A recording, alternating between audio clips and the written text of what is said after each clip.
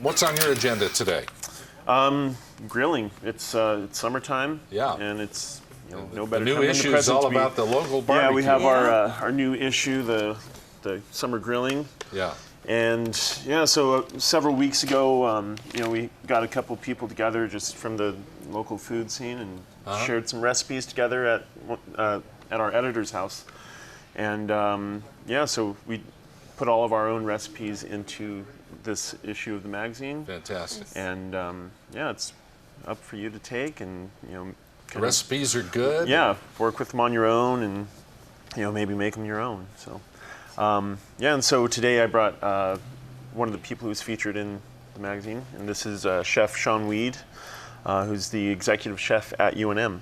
So Shawn, welcome. Welcome. Thanks for having me. What a cool job. Now, you were describing being the chef, the For the executive campus. chef at UNM means everything. Everything, yeah. Everything from supervising the sandwiches we make, to yogurt parfaits, to the catering department, to the Beast, which is the dining hall, where we'll feed a couple thousand people a day. The Beast? It's a beast. Do you know about I used the to eat Beast? there all the time. Well, Do they still call it Lapo? yeah, there's a couple other names that I'm trying to get around. And that's why you're here, to change it. Yes, I've been on campus for a couple of years, and we made some great changes. But the thing to always remember is I always tell people, imagine eating at your favorite restaurant anywhere in the world 3 times a day for 9 months. Yeah. That's what you basically That's are my in charge fight every day. Yeah. Because no matter how good I do, you're going to work for some people, or you're going to school, and so it's like, you just want to escape and go to the tropical islands, or New York, or San Francisco, or go eat lobster in Maine.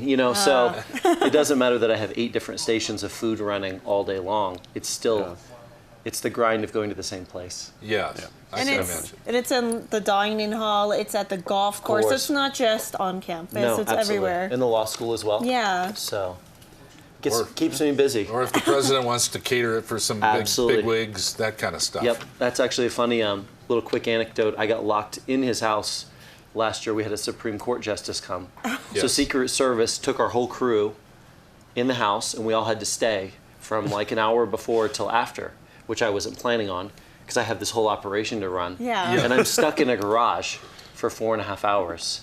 that sounds Because like they some had us Secret on Service lockdown. kind of stuff. Yeah, and I kept wow. saying, but I have, and they were like, we don't really care what you have to do. You're staying here now. We Oh already my checked God. you And in, some of and your they stayed. staff, right? And, yeah, and about 4 of my staff. So we got to get to know each other a little better. Well, hopefully you had the food with you. And we had plenty of food and some drinks, not good drinks, just iced tea and water. But it was interesting. I'd never had the Secret Service experience before. Well, that would be interesting. Yeah. So tell us a little bit about what a day in your life looks like. I mean, Great question. That's a great question. I get up really early in the morning, which is very unusual for a chef, and I've been in this business a couple of years in food service for a university, and I'll never get used to it. I'm a late night, drink coffee all day kind of guy, and now I get up at 4 in the morning. I go in usually to my catering kitchen first to make sure they're all lined up and ready to go. Today we had some basil go bad, so I have to run to Whole Foods after this. And then I'll run over to the dining hall and check on them, and then the third stop is usually retail. And then I just sort of keep doing the same thing over and over throughout the day and check on all my different cooks and servers and make sure everybody's doing a great job.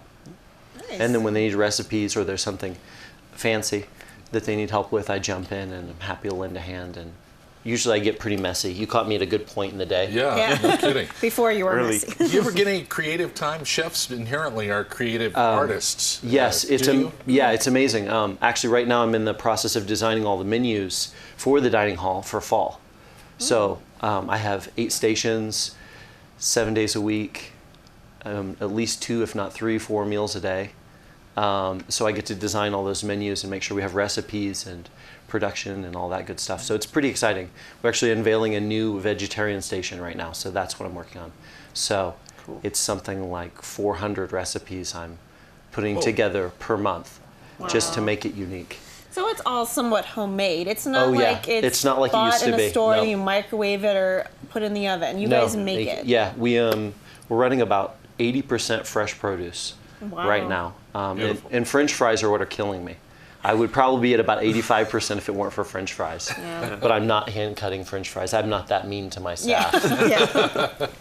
Yeah, that would be just All day long. Going through the press all Yeah, day. yeah, Yeah, so- that's a 24-hour job. I Okay, think, what for that would kind you of bring size. us in the Okay, jars here? so I thought I would set the place on fire, but I changed my mind.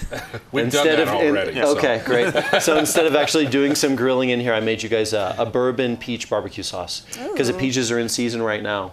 They're so delicious. I just did a little homemade sauce for you guys. I know you're a sauce guy. Love sauces. I've heard you mention it on a couple different shows. Yes, So I thought if I don't come with the sauce, he's probably not going to let me Love on. sauce. Now, what can we use this with? Anything. It's sweet. It's got a little booze in it. There's Okay, no well, I meal like it that wouldn't then. be good for. Hey, it is No, morning brew. it'll be great for exactly. It would be great on chicken or beef or pork. It's got a light sweetness to it. You could even do it on a little bit of like some grilled vegetables if you're a vegetarian. Dip your finger in it even. Yep, I would highly recommend that. So good for barbecuing. Absolutely, any kind of barbecuing. It's a simple go-to if you don't have time. Yeah. If you're a busy person, just grill off your meat, slather it in this, and call it a day. Nice. I can't go. wait to try try it. it. Yeah, and it's not too hot. I didn't know. That was spicy. It's get those it's Chick-fil-A medium. guys It's back out medium. here and- Yeah. Right. Yeah. Start dipping. I like spicy, so that's good. All right. I like to ask chefs what's their guilty pleasure when they have the time and the wherewithal to cook for themselves. What do you like to make? Well, okay. So speaking of that, on Friday, I didn't have anything to do, and I actually took the day off, which is unusual for me. So what did I do? Invite people over for dinner. I can't cook for 6 or 8 people, as you can imagine, because I'm not used to it, between restaurants and now at the university. So I went and got 8 pounds of pork shoulder and 24 hot links and people. 5 pounds of beef. Oh my gosh. And so the 4 people I initially invited, I told them just bring everybody you can. But one of my favorite things to do is to do like a really southern pulled pork with some great homemade barbecue sauce and get on some potato rolls, toast them on the grill. Yes. You know, chefs notoriously cook great food all day and eat terribly. Yes. When I worked in New York, at about 2 a.m, all the chefs kind of arrive at the bar and we'll eat whatever you put in front of us. Sure. Because we've all made fancy food all day. Right. Yeah. And we don't Just want to want- cook anymore. We just want whatever Go you simple. have. Yeah. Bring it out. Just bring it out. You know, and bread. cheese trays, olives, pickles, whatever grossness you have in a can. It doesn't really matter.